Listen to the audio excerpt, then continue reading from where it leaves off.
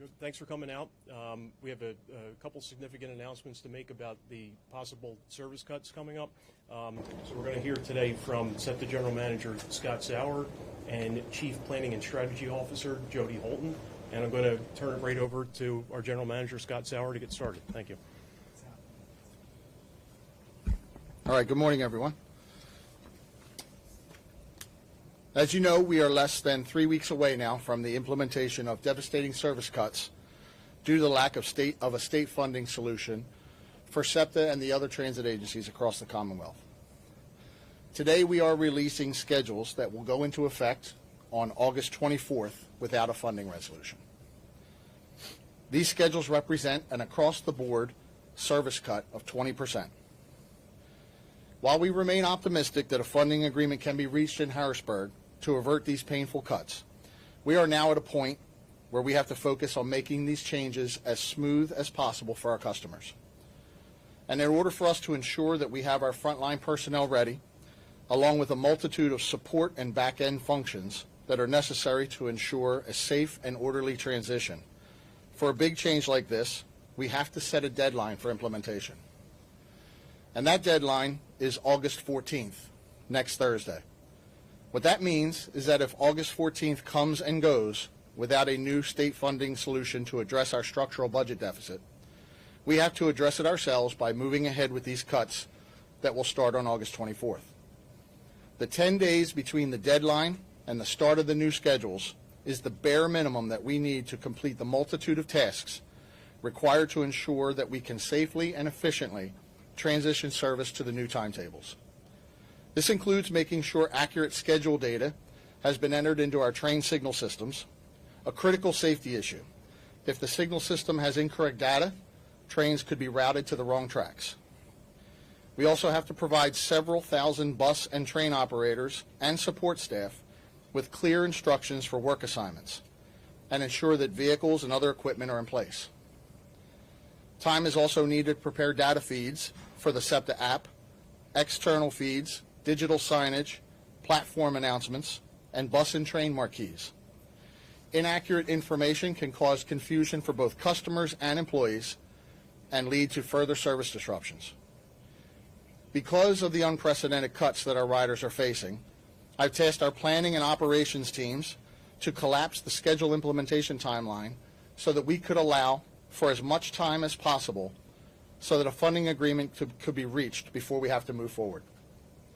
Thanks to their efforts, we have extra time to work with, but the 14th is as late as we can go. To be clear, if there is not a funding solution by the 14th, we will have no choice but to move forward with the 20% service cuts starting August 24th. That means that even if an agreement is reached after the 14th, it will take us about 10 days from the time funding is approved to reverse course and complete all the schedule change tasks before we can restore full service. Time is of the essence, and the August 24th cuts are just the first of multiple steps we will be taking in short order to address our structural deficit. A 21.5% fare increase will follow on September 1st.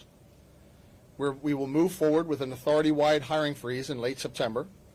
A hiring freeze could easily lead to staffing shortages that impact our ability to restore service if new funding is eventually approved. And soon after, we will be moving toward another massive service cut on January 1st. When that goes into effect, nearly half of the service we operate today will be eliminated. We're hopeful that there will be progress on a funding solution in the coming days. These cuts will be devastating to SEPTA riders and our region as a whole. It's going to be harder for everyone to travel if we have to start shrinking the system. For now, we encourage our customers to review the schedules so that they know these service cuts could impact them starting August 24th. I want to ask Jody Holton, SEPTA's Chief Planning and Strategy Officer, to provide an overview of the cuts. Jody. Thank you, Scott. These service cuts are unprecedented, and not just for SEPTA. No major transit agency has had to take steps this drastic. These are across-the-board cuts, so every rider will be impacted. There are some key dates for our schedules that customers should be aware of. For bus and metro services, new timetables go into effect on Sunday, August 24th. Except suburban bus routes 103 through 123, the 125, and the 126, as well as suburban metro rail, go into effect on August 25th, which is a Monday. And lastly, regional rail changes start on September 2nd, with a holiday schedule on Sunday, August 31st, and Monday, September 1st, which is Labor Day. This is typical of how we roll out schedules. SEPTA implements 3 seasonal schedule changes. Fall schedules changes always are timed to coincide with the first day of school for Philadelphia public school students.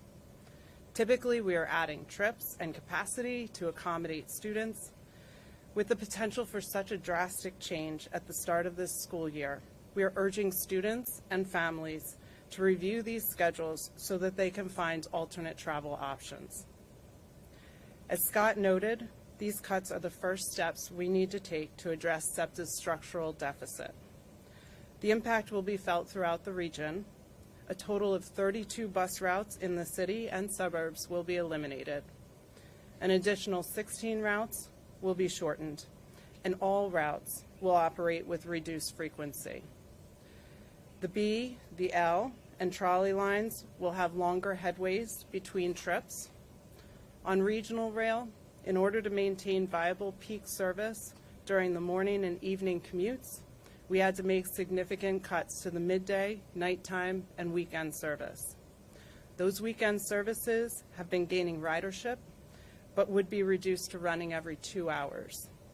Airport line would also be cut from 30 minutes to hourly service.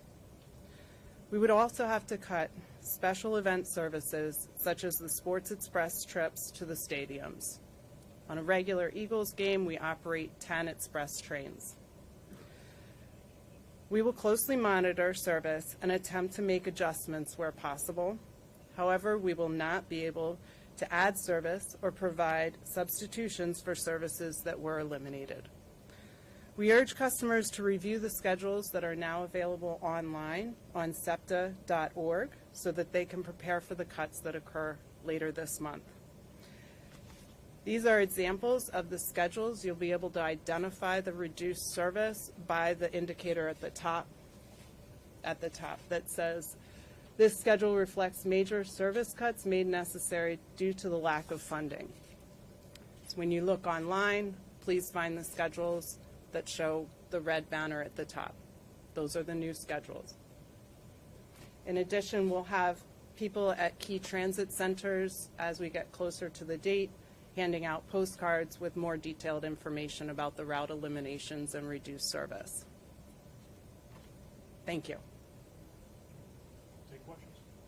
Okay, so these cuts will save about $5 million a month, right? Yes. Okay, there's about $400 million in the fair stabilization fund. Why the push to do these cuts now before you know what's going to happen at the state level when you have the money to hold off? Yeah, that's a bit of a misnomer. The stabilization fund gets used every day, and it fluctuates every day. So while it may say 400 today, that drops. That drops precipitously throughout the year. And at the end of this current budget fiscal year, when we get to the very end, we are going to remove $113 million from our stabilization fund to close the budget gap to balance. So we can never zero that stabilization fund out.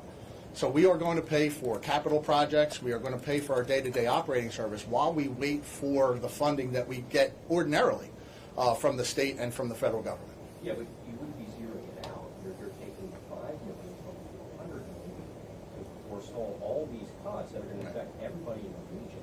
Can't we just do that and wait for this at least a month to see if the state budget's going to be finalized and what you're going to get, and then move forward? Yeah, I mean, we've been waiting 2 years for a solution from Harrisburg. So 1 more month, 1 more year, 2 more years. At some point, we have to make a decision that's in the best interest of our customers and the best interest of our employees to stabilize, if you will, the system.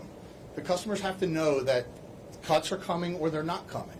We can continue to kick the can down the road and wait and see what happens in Harrisburg, but at the end of the day, This is not a new scenario. This is not something we just started talking about recently. This is something we've been talking about for 2 years. And at some point, we have to make decisions that are in the best interest of our riders. And Scott, does the setting of an August 14th deadline, does that move the urgency needle in any way? Have you heard from Senator Pittman or House and Senate leadership about the announcement of this deadline? Yeah, I mean, I've spoken with many of the leadership in Harrisburg about this deadline, kind of gave them an idea that this was coming. I believe that the urgency already exists. I don't know that us setting a deadline, I don't know if that expedites anything. I know the leadership is working presently on a solution to the entire budget, which includes transit. And I just urge that leadership continue to work, and hopefully we can get something done before this deadline. How did you go about this when you had to make a lot of decisions to come up with these schedules? Did you go about it saying, let's create as little pain as possible, or did you want people to feel the pain to maybe push to get a solution? No, we did not have any intent to inflict any pain whatsoever on our customers. Everything that we've done up to this point was out of necessity. The decisions we made to phase in service cuts were really made with the customer in mind. We wanted to, when we first put our budget together, before it was released publicly, we were trying everything we could to minimize the amount of cuts and the amount of pain, if you will, that would be inflicted on our riders. We couldn't balance the budget that way.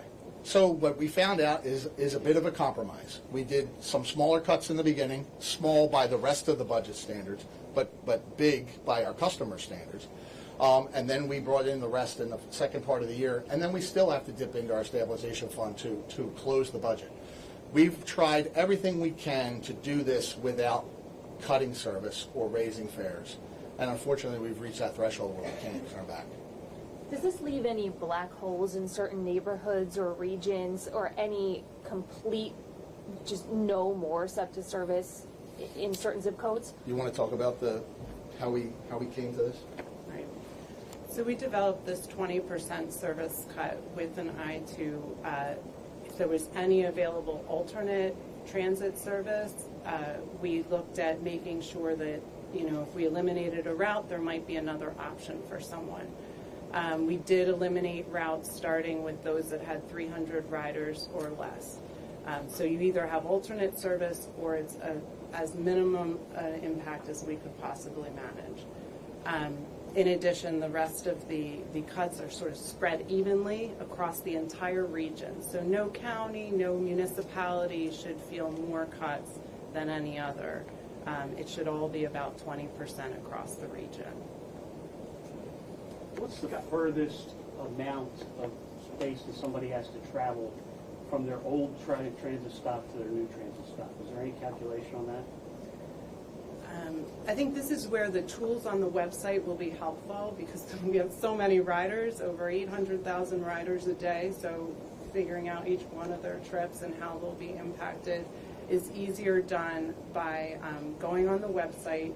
By Friday, we will have a trip planner available, so you can put in the addresses that you want to go to and from and determine the best route. And it'll indicate whether or not you have to walk a substantial distance. Most services, like I was saying, if they had alternative service nearby, it's not that far. It's not that much farther of a walk. It just might be a longer wait for the service to come. If the funding comes through after August 24th, I know you talked about the hiring freeze, but will some of these services be brought back, or is there a certain date where that's just not going to be possible anymore? No. Our intent is that if the funding is resolved to the extent that we need it to be resolved, in other words, we get the number that we hope for, we will put everything back. The point of we want to preserve service as much as possible. The issue now becomes timing, the timing of a resolution, and then the amount of whatever the funding is determined to be will determine how much or how quickly we can put the service back. Senator Pittman and others have talked about accountability, transparency reforms, safety reforms, and it's been talked about a lot. What is your response to that? Yeah, I've spoken a lot with Senator Pittman, Senator Picozzi, and others. about exactly all those topics. I am completely aligned with what their goal is, to make SEPTA safer and better, more reliable for our customers. We want to be held accountable. We are today. We're audited frequently by the state and federal government. So to be audited by someone else is not that much different than what happens today. So yes, I'm perfectly aligned with that goal.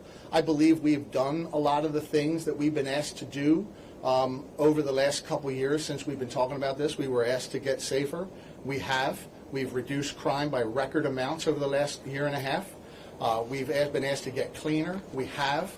Our customers have noticed. Our recent customer satisfaction scores have all gone up in every category. So I think that we are a transit agency on the rise. It's a matter of whether or not funding comes to keep us going in that direction. How will the You said you're hopeful, you're optimistic that funding is going to come, but you also said you've been waiting 2 years.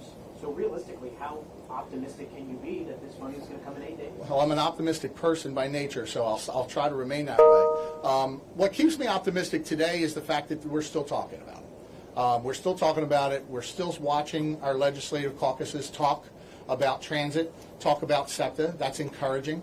I feel like, to speak to an earlier question, the urgency is there. I just feel like there's a lot of other things that the legislature is working on that impacts whether or not the funding comes and when.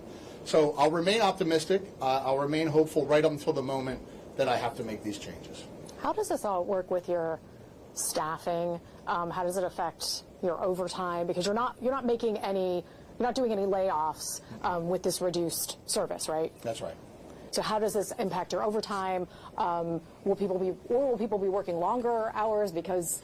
Yeah, well, we certainly can't work people longer. Our hours are restricted in some cases by regulation, so we have to be careful with that. What will happen is we will shrink the workforce to match the size of the service that we deliver. So 20% less service does not necessarily equate to a straight 20% fewer staff, because while we can have maybe fewer people driving buses because we're not driving as many routes, we still have 1,100 buses in our fleet that have to be maintained. So mechanics still have to be on board to do that. We still have the same 200 and some odd miles of track that we have to maintain. We have the same signal systems. It's really on the service side. This is what's so complicated about our budget is we had to make such devastating cuts because we couldn't just take a few bus routes offline and save significant dollars. We still have lots of fixed capital infrastructure costs that we have to maintain. Our buildings and facilities, our track and structures, bridges, signals, all that still has to continue to be maintained. So we still need staff to do that. So while we will try to reduce where we can, there are going to be some areas that we'll have to maintain a certain level in order to be safe. And what does it mean for your overtime? Overtime, we've already reduced over the last several months. We've been trying to bring our overtime numbers down. Sometimes what that means is we will forego certain activities for the next day. And that may impact whether or not that particular bus or train goes out the next day because we've kind of delayed whatever is necessary to make it run. But that delay doesn't mean we ever do anything that's unsafe. We will just delay that vehicle or that asset from moving. And that's all that means. I have an aside question about the Federal Transit Administration asking SEPTA now to report on the storage of its buses following the June 5th fire. Can I get your reaction on that and your response? Yeah, I mean, we've been taking steps since that fire to remove those vehicles from the property. We've made it as safe as we can make it presently. We are working with an organization now to remove the batteries and get them off site. That is the obstacle that we have kind of in front of us. That's a hazardous materials disposal. So we're working to do that. Yes, we'll provide the Federal Transit Administration all the information that they need. We're still investigating the precise cause of the fire, but whatever the FTA needs to have to be informed on this, we will certainly provide them. Just a follow-up off that. You're working with a company now to remove those batteries. Were those batteries on board the buses when these fires happened? Yes, the batteries were on the vehicles. However, they were all disconnected. So we were working under the advice of Proterra, of the manufacturer, on how to store them. We followed those instructions, and the fire occurred. That's why I say we're still trying to figure out why. But now we want to get the batteries completely off-site. Thank you. You're welcome. Scott, on these looming service cuts, just what's the message to riders today? The message to riders is keep sounding the alarm. Let your voice be heard. Call your legislators. Tell them how important this is, because now it's real. Now it's real. We have real schedules. We have real cuts. This is going to happen. It's unfortunate that it's going to happen, but this is real now. So let your voice be heard and tell people how important this is to you. It's not just a SEPTA problem. I know that's what we're talking about because that's where we are, but this is statewide. Every transit agency is going to be faced with this dilemma. If not already, then they will. So let your voice be heard. All right. Thank you. Thank you. Thank you. Thanks.